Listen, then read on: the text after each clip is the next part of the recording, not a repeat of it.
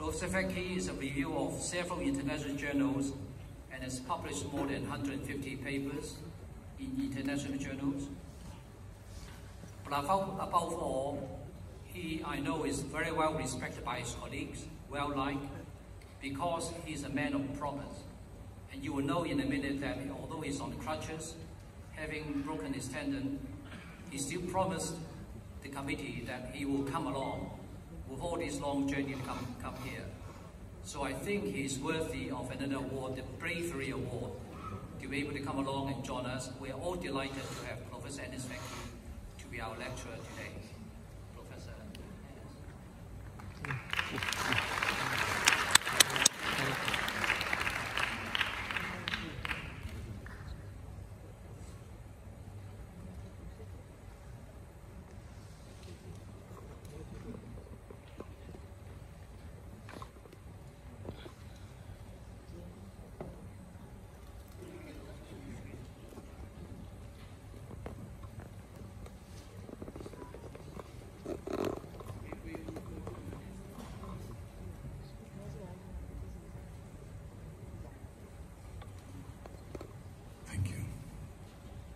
Thank you very much, dear TC.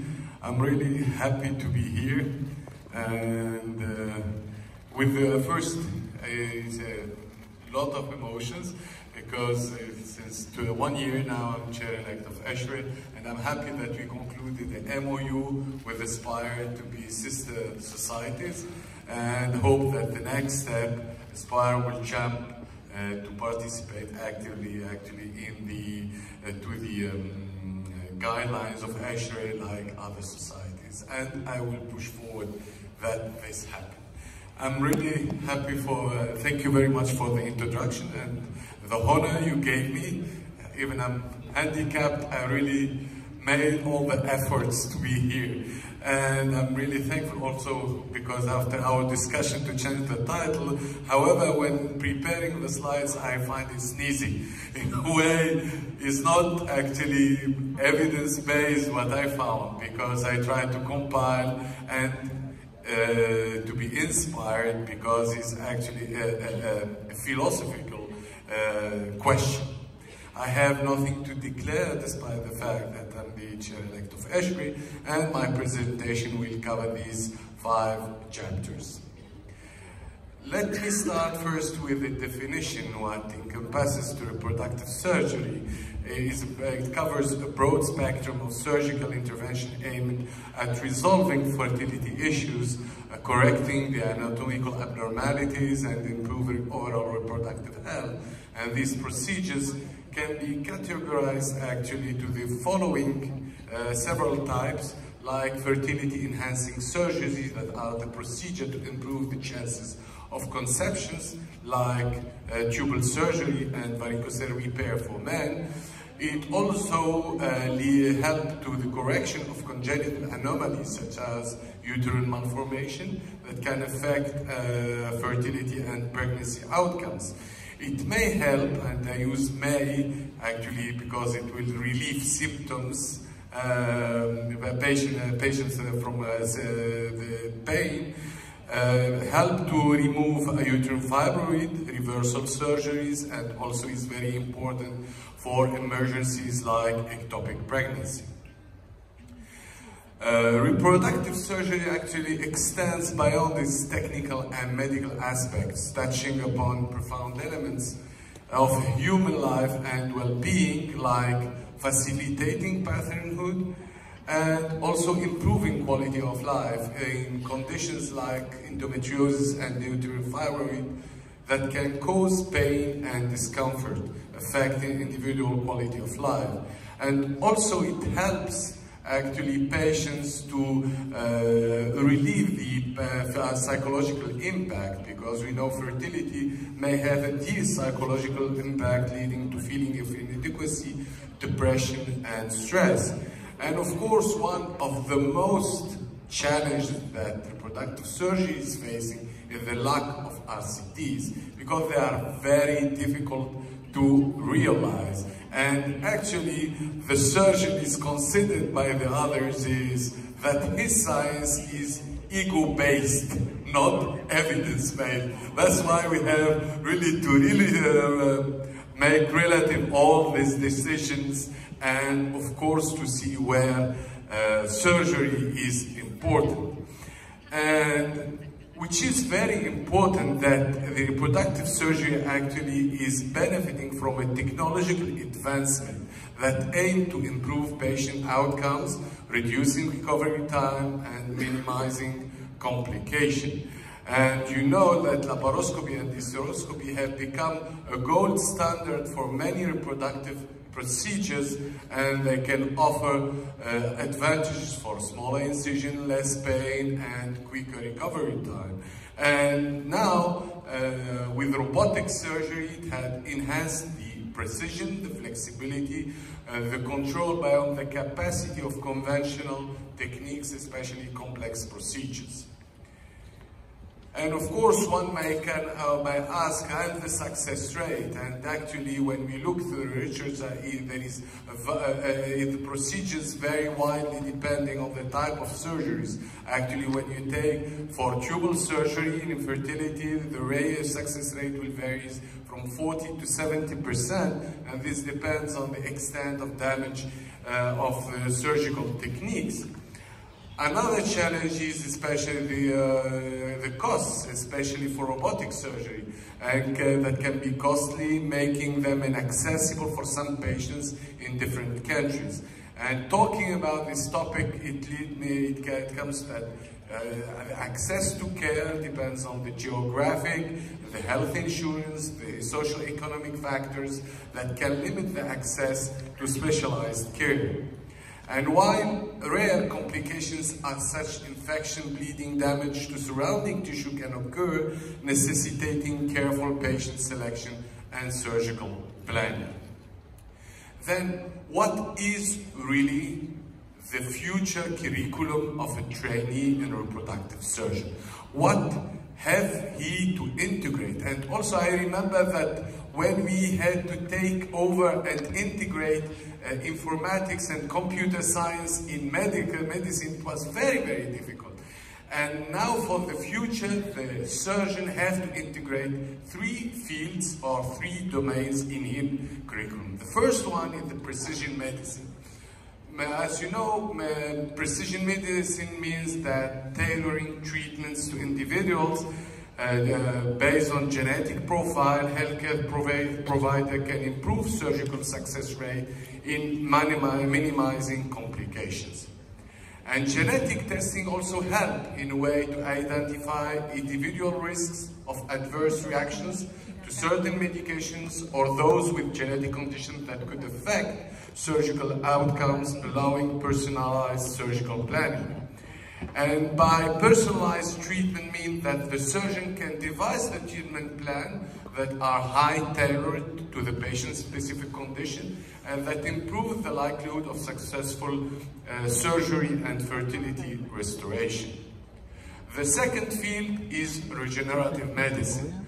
As you know, it's at the forefront of revolutionizing reproductive surgery, and it opens actually and gives promises and hopes by repairing or regenerating damaged reproductive tissues, opening new avenues for treatment of infertility and other reproductive conditions by combining actually 2 techniques.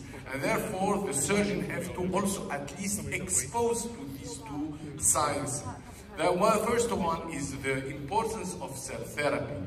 That her main task is to generate, for instance, for us, reproductive doctors, damaged ovarian tissue or testicular tissue, and this will help to restore fertility in patients with premature ovarian failure or male factory infertility. The second field that is very important is tissue engineering. Is using these cells, integrate them with a scaffold that is biodegradable, and of course to regenerate organs that potentially the reproductive surgeon has to transplant back to the patient. And of course, If I can give you an example, it was actually an euphemism to think about uterus transplantation, and actually it's a reality. The first baby born was in 2014. However, the future directions that uterus transplantation is heading is to improve the transplantation technique. Then surgeons have to be involved, reducing rejection rates, exploring the bioengineered uteri to overcome donor strategies. How is that? By combining these two sciences. First is to participate actually in the advancement of ovarian and testicular tissue engineering. And then the second field is by potentialize of personalized medicine that create the ability to create these organs that are genetically compatible to patients. And this, of course, will lead to achieve the major aim. The third field that he has to integrate, artificial intelligence. Actually, the machine learning algorithm showed that he really can analyze complex data sets from imaging studies, genetic tests, patient histories, to identify the patterns and diagnose the reproductive health issue in unprecedented accuracy. Also, the artificial intelligence can interpret MRI and other imaging modalities detecting conditions such as uterine anomalies, fibroids, PCOS, and even quicker and more precisely than a human can do. And it has also the capacity to learn, the algorithm to adapt and learn, and can sift all the genetic information to identify mutation genetics markers associated with infertility, and then guide the personalized treatment strategies. It also, which is also important, by analyzing the vast amount of medical data, it can predict actually the surgical outcomes, thereby enhancing the surgical precision, because it actually will utilize the historic surgical data to predict potential complication outcomes and enable the surgeon to make informed decisions and tailor the surgical approach for each patient. And also by combining virtual reality with the artificial intelligence, it can provide a platform for surgeons actually to simulate the complex surgery, reproductive surgery in a risk-free environment, and therefore it will enhance and improve his skills in reducing the likelihood of errors during the actual procedures. However, all these three fields combined to surgery will bring dilemmas that are ethical and the inequality for access, since all the advanced treatment technology often come with high costs, and the challenges lies in ensuring equitable access to these life-changing procedures, making them available to a wider population. And of course, many studies have shown significant disparities in access to reproductive health services, influenced by socioeconomic status, ethnicity, and geography, and the role of health insurance and government policies in covering advanced reproductive surgeries can greatly affect the accessibility, and there is a need of policy reform to include comprehensive coverage of reproductive health issues. Let me now take all the three fields with reproductive surgery and merge them together. And let's see in a futuristic way what will happen. Actually, in the Geneva, in Fribourg, in my lab, we are working in induced pluripotent stem cells. And as you can see here, pluripotent stem cell can really generate the 3 germ layers and all tissue type of human body. And here you can see it can generate beating cardiomyocyte. The idea is to understand endometriosis in our purpose. Then we generated actually specific organoids of patients where we integrated endometriotic lesion. And then here down you can see actually how the vessels are growing and going to reach the endometriotic tissue to make it grow, which means that this model at least may help to understand the physiopathology, why surgery is not that successful, why we have so recurrences, and also use it as screening to screen molecules for future therapies, because we know all medical treatment we have are based on hormones. And we know that we can also regenerate organoids by, for instance, aggregating primordial germ cells with somatic ovarian tissues. We can regenerate organoids. We can regenerate cystoids by combining germ cells with somatic tissue, testicular tissues. And we can also regenerate uteroid, which means that in the future, the surgeon has to understand and find his place. There are evidences where surgeon can operate and intervene. Emergencies and other disease, cancer of course. However, even for cancer now there is a downscaling for surgery.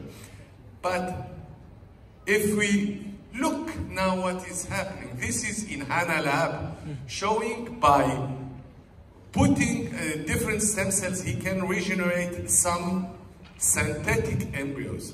These are from mice, and he generated actually thousands and thousands.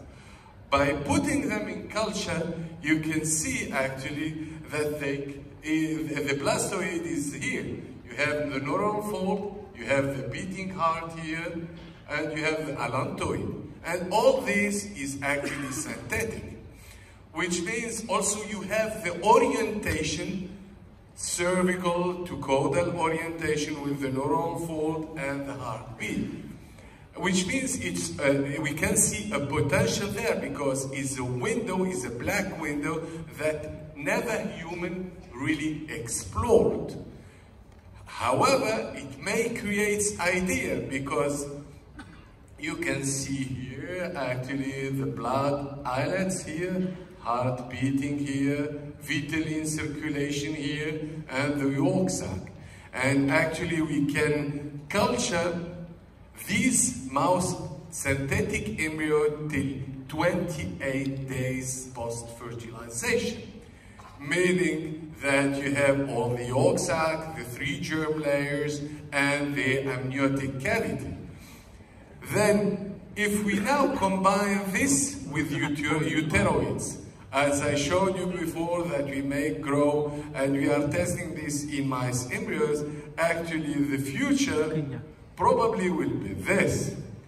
These artificial uteruses where you can grow fetuses in super purified amniotic fluid, where mothers can send their voices, and of course you can use the CRISPR-Cas technology to repair genes. And in this way, where are we heading if you look for a scientific point of view? Let me please conclude. The adoption of minimal invasive and robotic surgeries have significantly improved patient outcome, offering less invasive options with a quicker recovery time. And regenerative medicine, precision medicine are poised to revolutionize treatment approaches by enabling more personalized and effective interventions. Artificial intelligence roles in surgical planning, simulation, and diagnostic promises the enhanced precision and safety of reproductive surgery.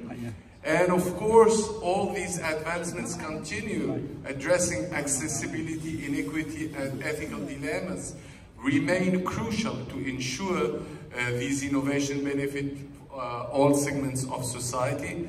And we have to keep in mind that art is complementary to reproductive surgery and vice versa, and not competitors. And of course, by putting all these fields together, we have to improve teaching, not in this way. That's why the tutor and the mentor have to master the way he teaches and pass the information. And of course, if the master don't know what is artificial intelligence, stem cells, and precision medicine, he will never actually support his trainee in a correct way. Thank you very much, and you are welcome to the course in cadaveric dissection in Switzerland. Thank you very much.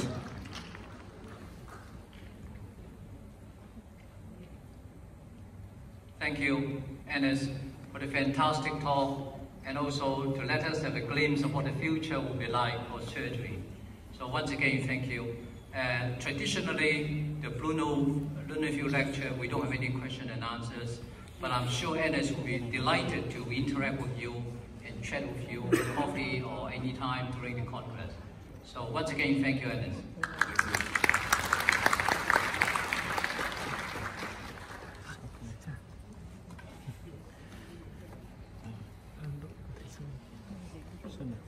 Thấy Sơn không?